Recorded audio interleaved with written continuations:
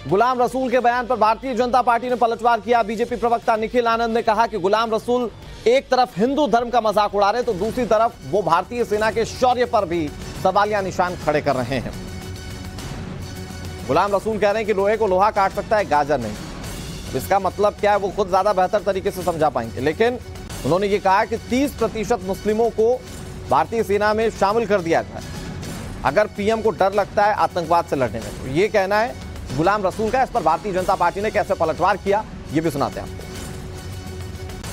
On one side he is making a satire on Hindu religion, Hindu priest community, and another side he is raising question on Indian army.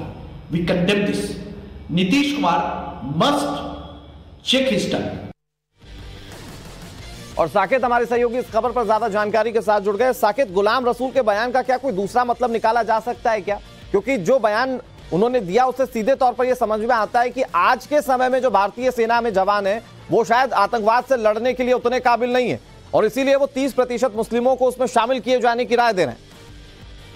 देखिए, बिल्कुल जब आप सेना पर सवाल उठा रहे हैं तो ये बहुत ही गंभीर मसला है और खास करके जो गुलाम रसूल बलियाबी है वो इस तरह से लगातार बयान दे रहे हैं और उसके बावजूद जो जेडीयू के तरफ से, चूंकि वो जेडीयू के एमएलसी रह चुके हैं, अभी जेडीयू के बड़े नेताओं में से वो शुमार है और उनके तरफ से इस तरह से बयान देना और पार्टी के तरफ से कोई भी प्रतिक्रिया नहीं आना, ना उनसे कोई शोकआउट किया जाना, ये अपने आप में साबित करता है कि क्या जेडीयू का जो है वो मौन समर्थन है बलियाबी के इस बयान पर। क्योंकि लगातार इस तरह से बयान बलियाबी देते आए हैं, पिछले भी कई बयान उनके इस तरह से सुर्खियां बटोर चुका है, विवाद उन बयानों पर उठ चुका है। तो ऐसे में अब सवाल सीधे तौर पर बलियाबी पर उठता है कि आखिर जेडीयू के नेता होने के बाद अगर वो इस तरह का बयान देते हैं और जेडीयू के तरफ से कोई कार्रवाई नहीं होती है तो सवाल उठता है। और खास करके जब आप सेना पर सवाल उठा रहे हैं, जिस पर सवाल उठाना आप देख पा रहे हैं किस तरह से कह रहे हैं कि मुस्लिमों को 30% आरक्षण जो है देना चाहिए, तब जाकर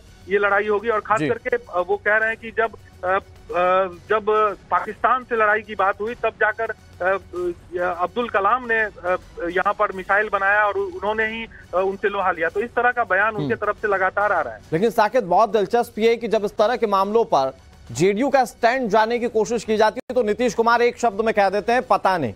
इस बार पता नहीं की गुंजाइश है कि नहीं। आप बने रहिए साकेत हमारे साथ। लेकिन गुलाम रसूल वो शख्स हैं जो इस तरह के बयान को पहली बार नहीं दे रहे, इससे पहले भी उन्होंने इस तरह के कई बयान दिए। इस बार गुलाम रसूल ने सेना का अपमान किया तो इससे पहले वो शहर को करबला बनाने की धमकी दे चुके हैं। सुनिए सर। बलियाबी तो कहता है मुझे जितनी गालियां देनी हो दे लो, लेकिन मेरे आका की इज्जत पे हाथ डालोगे ना, अगर मेरे आका की इज्जत पे हाथ डालोगी तो अभी तो हम करबला मैदान में इकट्ठा हुए हैं, उनकी इज्जत के लिए हम शहरों को भी करबला बना देंगे। कोई रियायत नहीं होगी, इसलिए कि मेरी जिंदगी मेरी नहीं है, मेरी सांसें मेरी नहीं है। अमर जीने की तमन्ना वो करे जिसके यहाँ रसूल का नूर न हो, रसूल न हो। हम तो इसी आरज़ू तमन्ना से जिए जाते हैं कि मरने के बाद एक दिन ऐसा भी आएगा कि कोई न होगा, मैं रहूंगा, मेरा रसूल रहेगा। कोई समझौता नहीं। तो गुलाम रसूल ने क्या कहा है? सेना में भर्ती 30% मुस्लिमों की जाए। कह रहे आतंक से मुकाबले के लिए भर्ती मुसलमानों की हो।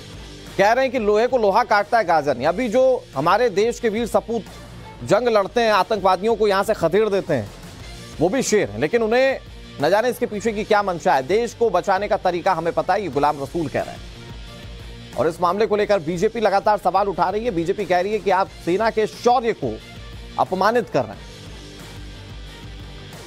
और इस मामले पर जेडीयू का क्या रिएक्शन होता है, क्योंकि नीतीश कुमार ऐसे मामलों से कभी भी पार्टी के स्टैंड को क्लियर करते नहीं आए। ज्यादातर आरोप लगते रहे कि जेडीयू हमेशा ऐसे मामलों में मौन सहमति दे देती है। अब इस मामले पर क्या करेगी जेडीयू?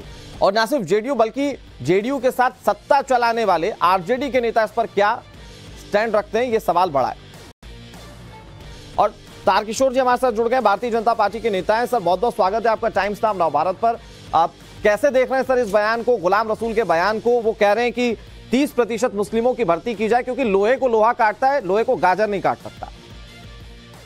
नहीं, देखिए बलियावी जी खबर में बने रहने के लिए इस तरह के राष्ट्र विरोधी और संविधान विरोधी बयान वो देते रहते हैं जी। यही उनकी फितरत है और ये जिस दल से जुड़े हैं उसकी पूरी मानसिकता को या उसका प्रगटीकरण है। ऐसे लोगों पर कार्रवाई होनी चाहिए और इस तरह के लोग अगर विधायिका में रहेंगे तो स्वाभाविक है जी कि उलझुल बातों से कहीं न कहीं राज्य को, देश को भ्रमित करेंगे।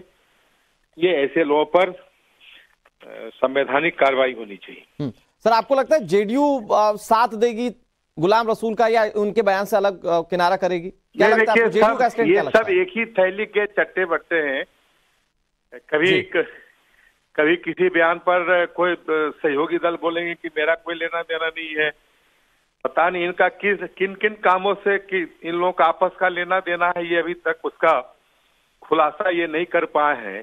ठीक है सर। महागठबंधन के लोग एक साथ जब जुड़े हैं तो ये किन किन मुद्दों पर एक है और किन किन मुद्दों पर अलग अलग है, ये इनको एक बार इन लोगों। ठीक है सर, इंतजार हमें करना होगा जेडीयू का ऑफिशियल रिएक्शन कब आता है। बहुत शुक्रिया आपका।